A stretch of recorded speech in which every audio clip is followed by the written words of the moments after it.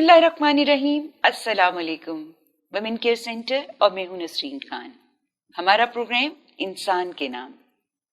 नाज़रीन, ये बड़ी खुशकिस्मती होती है कि हम जो सीखें, जो समझें, जो जानें, उसको हम प्रैक्टिस भी करने लगें, हमारा पैशन, हमारा प्रोफेशन बन जाए। ये बहुत ही खुशकिस्मती होती है। बहुत कम लोग हैं जो इस काबिल हो पाते हैं।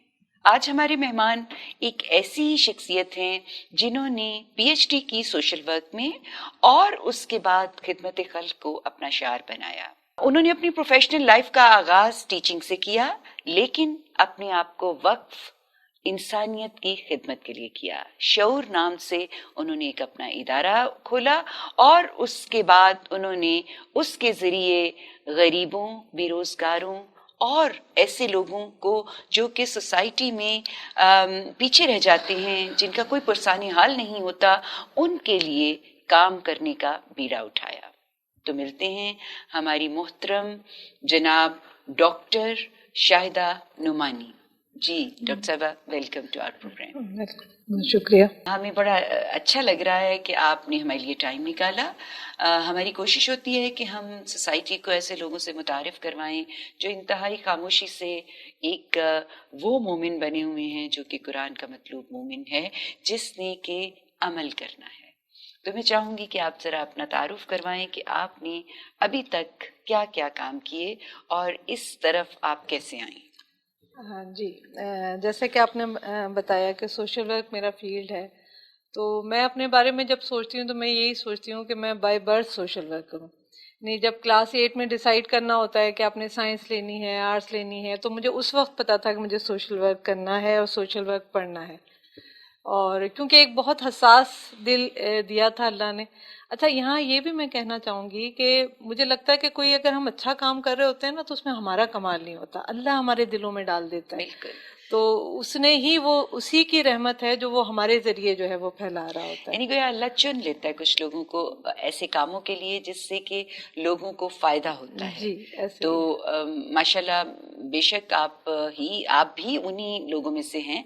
तो आपको इसका ख्याल कैसे आया? आप कह रही हैं मैंने बड़े अर्ली स्टेज पे ये काम जी, शुरू किया और सोचा कि मैंने ये करना है। कि कौन था आपका रोल मॉडल, कौन था आपके सामने जिसको देख के आपने ये फैसला किया कि मैंने ये करना है? जो सोसाइटी का डिप्राइव तबका है, जो डिस्टिट्यूट पर्सन्स हैं, वो मुझे हमेशा, जैसे मैं कहीं जा रही हूँ, मैं देख रही हूँ, अगर हम खाना खाने गए हैं तो मुझे बाहर खड़ा हुआ गुब्बारे वाला नजर आ रहा होता, वो अट्रैक्ट कर रहा होता था कि ये क्यों ऐसा है ना, नहीं हम क्यों ऐसे हैं और ये क्यों ऐसा है।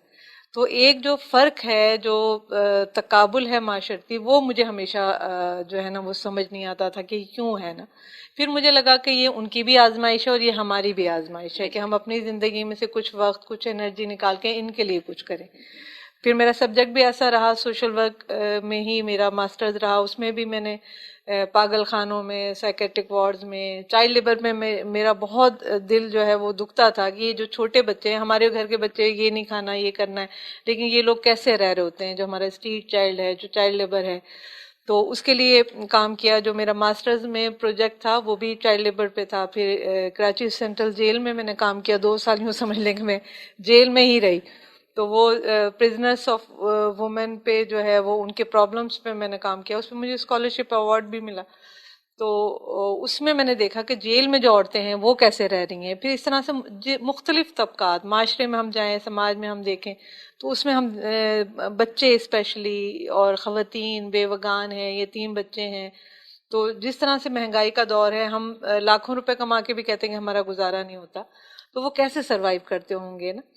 तो वो सारी चीज़ें ही नहीं, वो समझ लें कि एक हसासियत ने मुझे इस तरफ कन्वर्ट किया। और मैं फिर जैसे जैसे मेरे जो एज रही, जैसे जैसे मैं पढ़ती चली गई, और उसमें फिर मैं आगे जो है मैंने काम को समझा भी और उसको टेक्निकली करना शुरू किया। आपका जी थीसिस जो है पीएचडी का, वो भी कुछ इसी के हवाले से था। जी जी आप बताएंगी कि जी वो जी आपने कैसे सिलेक्ट किया और वो क्या था? जी जी मैंने कंपैरेटिव रिलीजन में, जो वर्ल्ड रिलीजन है, उसमें social work, professional social work है। सोशल वर्क के भी दो कॉन्सेप्ट हैं। एक तो वॉलेंटियर वर्क हम जो करते हैं, जो अमूमी हमारे यहाँ सोशल वर्क होता है कि इमदाद बांट देना और किसी की मदद कर देना, किसी को पैसे दे देना।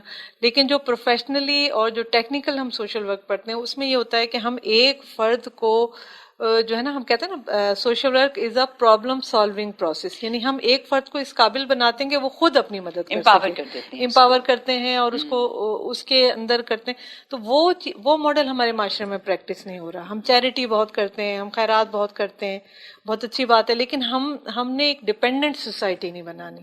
ہم نے جو ہے ایک بھکاری معاشرہ نہیں بنانا کہ 3,000 کے لیے ہم لائنوں میں لگ رہے ہیں انکم سپورٹ کے نام پر، اور ہم بیگرز بناتے جا رہے ہیں، ہیبیچول کرتے جا رہے ہیں. تو جہاں کفالت کی ضرورت ہے وہاں کفالت کرنی ہے، اور ہم کہتے بھی ہیں کہ کفالت سے خود کفالت کا سفر ہے، اور جہاں ان کو پھر گریجولی اپ گریڈ کرتے کرتے ہیں ان کو ہم نے خود کفالت تک لانا ہے، اپنے پیر پہ کھڑا کرنا ہے. اور چیریٹی ود رسپانسبلٹی کا کانسیپٹ آپ دیتے ہیں کہ وہ رسپانسبلٹی کے ساتھ چیریٹی کی جائے، جس سے کہ سلسلہ جو ہے وہ آگے چل پڑے انڈیپینڈنٹ ہونے کا. جی جی ہم نے اس کا کانسیپٹ لیا مواخات مدینہ سے. جیسے وہاں ایک فرد کو ایک فرد کا بھائی بنا دیا، یعنی جو دے رہا وہ بھی احسان نہیں کر رہا، وہ بھی اپنی ذمہ داری پورا کر رہا ہے، اور جو لے رہا اس کی بھی سیلف رسپیکٹ جو ہے نا ہم ہرٹ نہیں کر رہے. تو یوں ہوتا ہے. تو ہم نے اس کو نظام کفالت کا نام دیا ہے، جس کو ہم نے مواخات سے اخذ کیا ہے. تو کوئی بھی ہم پوری ویریفیکیشن کر کے ٹیکنیکلی ان کے ہوم وزٹ ہیں، ان کے ساتھ سیشن ہے، ان کو کر کے پھر ایک کیس کو سلیکٹ کرتے ہیں کہ اس کو ابھی ہم نے کفالت پہ ڈالنا ہے. یتیم بچہ ہے، چائلڈ لیبر ہے، کوئی بیوہ خاتون ہے، کوئی بزرگ ہے، کوئی معذور ہے جن کے گھر کوئی مرد یا کوئی ایسا فرد نہیں ہے جو ان کی کفالت کر سکے، ان کو پھر ہم کفالت پہ ڈالتے ہیں. پھر دیکھتے ہیں کہ جیسے جیسے بہتری ان کا، اس میں بھی ہماری 3 طرح کی سپورٹ ہوتی ہے. میڈیکل سپورٹ ہے، راشن سپورٹ ہے، ایجوکیشنل سپورٹ ہے. تو کتنے ہی بچے ہیں جو اب ماشاءاللہ بی ایس سی کر چکے ہیں، بی ایس کر چکے ہیں، اعلیٰ ڈگریاں لے چکے ہیں نا.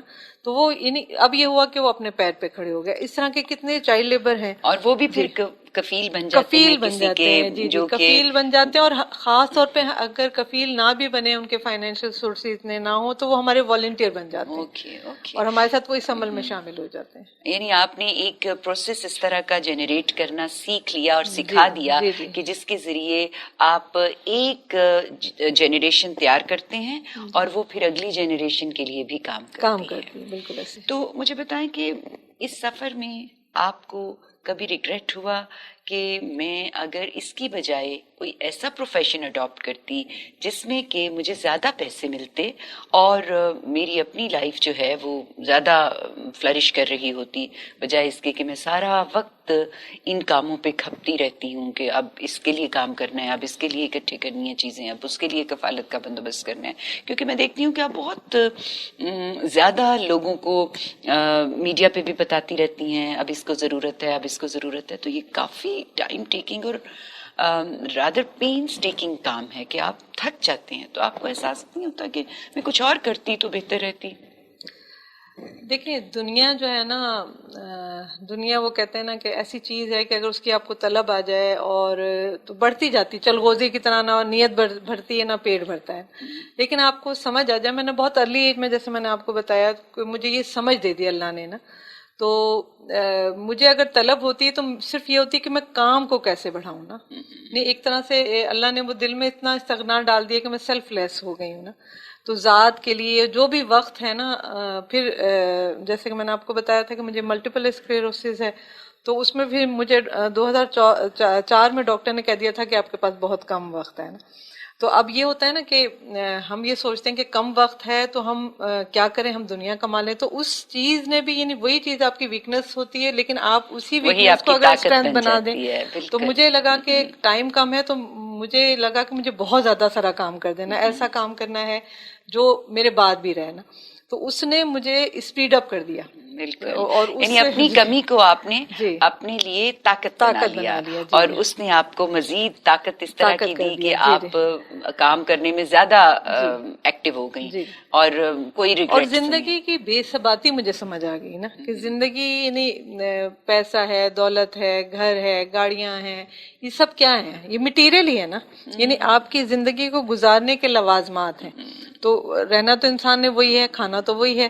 تو بس یہ اللہ نے سمجھ دے دی تو اللہ نے ویسے استغنا بھی بھی دے یہ دیا. بڑی انٹرسٹنگ بات ہے جی. ڈاکٹر صاحبہ کہ جاتے وقت آج تک کبھی کسی نے یہ نہیں کہا کہ میں ایک گاڑی اور لے لیتا, میں ایک بنگلہ اور بنا لیتا, جی. میں کسی اور ملک کی سیر کر رہا تھا. جی. جاتے وقت یہی ہوتا ہے کہ اوہو میں نے وہ رشتہ خراب کر لیا, میں نے وہ تعلق برباد کر دیا, میں اس کی مدد کر دیتا, میں اس کی مدد کر دیتا.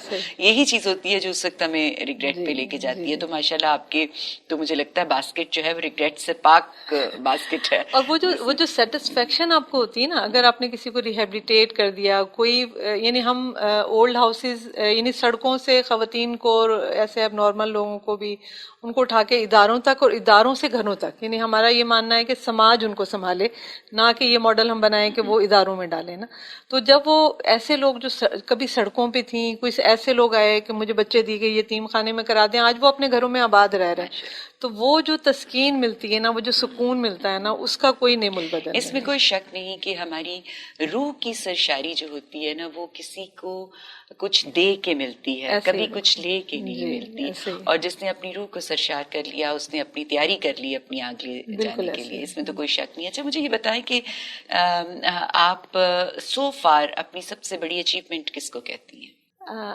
سسٹم دیکھیں, ایک تو یہ ہے نا کہ اب میری کوشش یہی ہے کہ جو والنٹیئرز ہیں, مختلف یونیورسٹی کے بچے ہیں میرے ساتھ, اسٹوڈنٹس ہیں, باہر سے بھی سوسائٹی سے والنٹیئرز ہیں, ہم ایک سسٹم ایسا بنا جائیں, یعنی وہ صرف میری ذات کے ارد گرد نہ ہو, بلکہ ایک ایسا نظام, جیسے میں نے آپ کو کہا کہ کفالت کا نظام ہے, چائلڈ لیبر کے لیے ہم نے اڈاپٹ چائلڈ لیبر ایک کمپین چلائی ہوئی کہ ایک مزدور بچے کو آپ اپنا لیں, اس کی کفالت لے لیں, اور اس کو کچرے کے ڈھیر سے اٹھا کر اور اس کو ایک مقام تک لے کر جائیں نا. تو یہ میں ماڈل سمجھتی ہوں, اور اس میں ٹیکنیکل چیزیں, یعنی وہ عام خیراتی نظام نہ ہو, بلکہ ان کو وہ پورا کا پورا ٹیکنیکلی ان کے ساتھ اویئرنیس سیشن, ہوم وزٹ, ان کا فالو اپ کر کے ان کو ایک مقام تک پہنچایا جائے.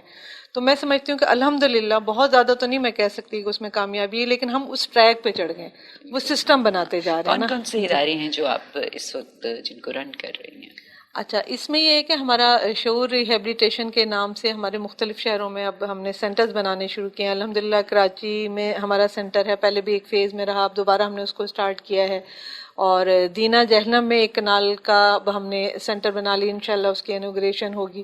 لیا میں اب ہاسپٹل بنانے جا رہے ہیں, اور لاہور میں بھی ہمارا سینٹر ہے جہاں یہ جو کچرا چننے والے بچے ہیں وہ آتے ہیں. اور وہ وہاں پر یعنی وہ جب آتے تھے تو وہ ایسے ہوتے تھے کہ ان کے ساتھ بیٹھنا بھی مشکل ہوتا تھا, اتنی اسمیل آ رہی ہوتی تھی ان کے اندر سے, اور نہ ان کو طریقے سے بات کرنی آتی تھی. لیکن ماشاءاللہ اب وہ آتے ہیں, ان کا روز کا لنگر کھانا ہمارے پاس ہوتا ہے, اسی بہانے وہ آتے ہیں. وہ صاف بھی ہونا جی, صاف ہونا شروع ہو گیا, ان کو گنتی آ گئی, انگلش اتنے شوق سے بولتے ہیں. آپ نے نصف ایمان کا بندوبست کر دیا, آگے نصف ایمان جو ہے وہ ان کی قسمت. تو آپ مجھے بتائیں کہ آپ ہمارے لوگوں کو کیا میسج دیں گی جس سے کہ وہ کر سکیں جو کہ جنرلی پوری انسانیت کی بھلائی اس میں سے ہو, اور جو آپ کے ایکسپیرینس میں کہنے کی بات ہے, سمجھانے کی بات ہے ہمارے بچوں کو؟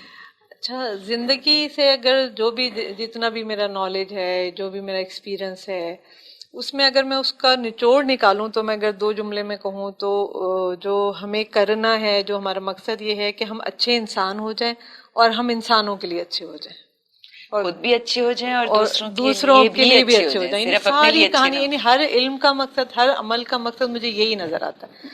قرآن آپ پڑھ لیں, آپ جیسے میں نے آپ کو بتایا کہ میں تقابل ادیان میں نے اسٹڈی کی, ہندو مت, بدھ مت, اسلام, عیسائیت, یہودیت, تو ہر جگہ مجھے یہی سمجھ میں آیا کہ اس کا مقصد یہ ہے کہ انسان اچھے کر دیے جائیں, اور وہ ایسے انسان کر دیے جائیں جو انسانوں کی بھلائی چاہیں, چاہے وہ ریلیشن شپ میں ہو, چاہے وہ آپ کا فیملی سسٹم ہو, جتنے بھی تعلقات ہیں, چاہے آپ کی محلے داری نظام ہو, چاہے ریاست ہو آپ کی, چاہے پوری دنیا ہو نا, تو مقصد یہی ہے کہ انسانوں کی بہتری کے لیے کام کیا جائے. تو ہم میں جتنا یعنی اپنے حصے کا ہم کام کر سکیں, اپنے عہد کا کام کر سکیں, ہمیں اپنے ٹائم سے وہ نکال کر, بلکہ ٹائم سے بھی کیا نکال کر, ہر لمحہ, وہ کہتے ہیں نا جو دم غافل سو دم کافر, ہر لمحہ ہم گھر میں ہیں تو گھر میں بھی انسان ہیں, ہم شاپ پر ہیں, ہم آفس میں ہیں, ہم اسکول کالج میں ہیں, ہم کسی بازار میں, ہمارے ارد گرد انسان ہوتے ہیں.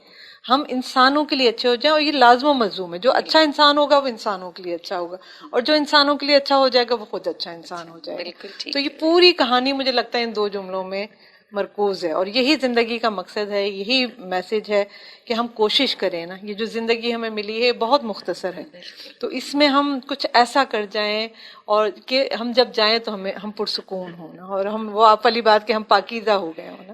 بہت اچھی بات, بہت صحیح بات آپ نے کہی کہ ہم انسانوں کے لیے اچھے ہو جائیں, اور ہم جب انسانوں کے لیے اچھے ہوں گے تو ہم اپنے لیے اچھے ہو جائیں گے. یعنی یہ نہیں ہو سکتا کہ کوئی انسان دوسرے کے لیے تو اچھا ہو اور اپنے لیے نہ اچھا ہو. جب آپ دوسرے کے لیے اچھے ہوتے ہیں تو آٹومیٹیکلی آپ اپنے لیے بھی اچھے ہو جاتے ہیں. بلکہ میں یہ نوجوان نسل کو کہوں گی کہ یہ ایک تھراپی ہے. جیسے ہم سائیکو تھراپسٹ کے پاس جاتے ہیں, آپ اگر سوشل ورک کریں گے آپ دیکھیں گے کہ آپ وہ جو درد قوم کا, امت کا آپ کے اندر جائے گا, وہ کیسے آپ کو راہ راست پہ لائے گا, کیسے آپ کے اندر پازیٹیوٹی کریٹ کرے گا. بالکل, یہ ہماری ینگ جنریشن کو اس وقت جو المیہ ہے, کوئی انزائٹی, ٹینشن, ڈپریشن, اس قسم کے جتنے بھی مسائل ہیں, مجھے لگتا ہے کہ وہ بندھے ہوئے ہیں انسانوں سے تعلق کے ساتھ. آپ نے بڑی اچھی بات کی ہے کہ یہ تعلق جو ہے یہ اگر صحیح معنوں میں استوار ہو جائے, یعنی انسان کا انسان سے بہترین تعلق ڈیولپ ہو جائے, تو وہ خود بخود اپنے ساتھ بھی بہتر ہو جائے گا اور دوسروں کے ساتھ تو وہ ہوگا ہی. تو ظاہر ہے کہ اس اچھائی کے تصور کے ساتھ کہ انسان کے لیے بھلائی کی جائے, پازیٹیوٹی کی جائے, اس تصور کے ساتھ اگر ایک آدمی زندگی جینا شروع کر دیتا ہے تو اس کی آخرت خود بخود سنورتی جاتی ہے. بہت شکریہ ڈاکٹر صاحبہ, آپ نے ہمیں بہت اچھی پتے کی باتیں بتائیں, اور آپ کی زندگی واقعی مشعل راہ ہے. ہماری نئی جنریشن جو کہ اس وقت مختلف قسم کے کام کرنا چاہتی ہے, ان کو نظر آئے کہ آپ نے زندگی میں سیکھا اور اس کو پریکٹس کیا. تو بہت شکریہ ونس اگین. جی تو ناظرین, آپ نے دیکھا کہ ہماری مہمان ڈاکٹر شاہدہ نعمانی نے اپنی زندگی کو اس نیک کام کے لیے وقف کیا ہے کہ میں نے انسانوں کی خدمت کرنی ہے, پازیٹیوٹی کے جذبے کے ساتھ. وہ سب کو یہ میسج دے کے جا رہی ہیں کہ اپنے آپ کو مثبت بنائیں اور انسانوں کی خدمت کے لیے اپنے آپ کو وقف کریں گے تو خود بخود ساری ڈپریشن, پریشانیاں, ٹینشن آپ کے اندر سے نکل جائیں گی اور آپ خدا کے حضور بہترین طریقے سے حاضر ہو سکیں گے. اس پیغام کے ساتھ اجازت چاہوں گی. انشاءاللہ اگلی دفعہ نئے مہمان کے ساتھ حاضر خدمت ہوں گے. تب تک کے لیے اللہ نے